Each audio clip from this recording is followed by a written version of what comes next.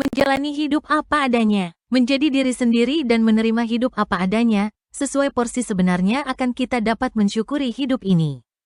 Baik yang membahagiakan atau menyedihkan termasuk kekurangan sekalipun. Dalam situasi perkembangan teknologi saat ini, kebanyakan orang berlomba-lomba mengejar standar hidup yang tinggi, apalagi banyak dipengaruhi oleh lingkungan padahal tidak sesuai dengan hati nurani sendiri. Kita terpaksa mengikuti sampai lelah dengan kesibukan memenuhi tuntutan yang tidak jelas itu. Kita kadang-kadang lupa bahwa apapun pendapat atau penilaian orang lain tidak akan berpengaruh kepada cara hidup kita. Marilah kita belajar hidup apa adanya sehingga bisa menikmati setiap momen kehidupan ini. Dapat diawali dengan hidup dengan penuh kesadaran dengan bertanya pada diri sendiri, sedang apa sekarang? Misalnya contoh saat sedang minum kopi pagi, fokus pada rasa pahit atau manisnya kopi itu, tidak sambil membaca koran atau mendengarkan lagu lewat ponsel kita. Bila sedang mengobrol sama teman, berhenti berkata saat meneguk kopi itu. Atau saat makan siang matikan lagu-lagu yang bising yang dapat mengganggu menikmati setiap suap makanan itu. Agar dapat menikmati dengan santai, hindari porsi yang berlebihan. Bisa dilakukan dengan cara yang sama setiap aktivitas yang sedang dilakukan. Berikutnya, atur pekerjaan yang dilakukan. Bila bisa memilih, pilihlah pekerjaan yang cocok dengan hati nurani. Bila tidak bisa memilih, lakukanlah pekerjaan yang sedang dihadapi dan cintailah pekerjaan itu. Bila perlu, buat skala prioritas dengan tingkat urgensi, penting, boleh-boleh saja kapan dilakukan. Tetapi ingat, tidak membiasakan menunda-nunda pekerjaan apapun. Bila pekerjaan dengan tangan, tidak usah harus perfect, tidak boleh cacat sedikit, buatlah toleransi setiap kesalahan.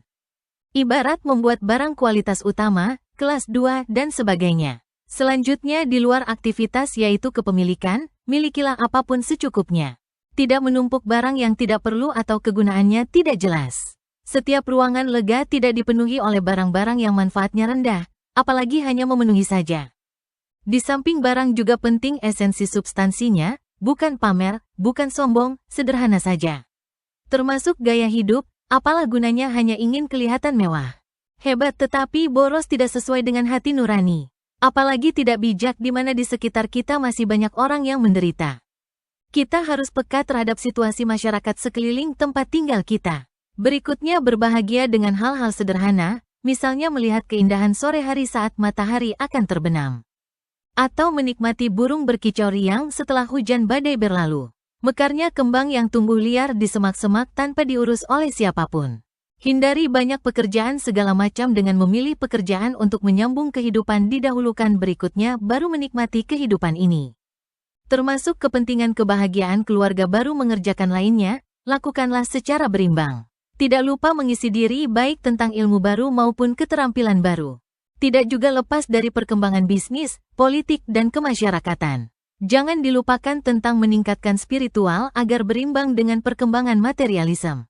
Akhirnya buatlah tujuan maupun harapan serealistis mungkin, tidak mengambang jauh tinggi tanpa membumi, hanya hayalan saja.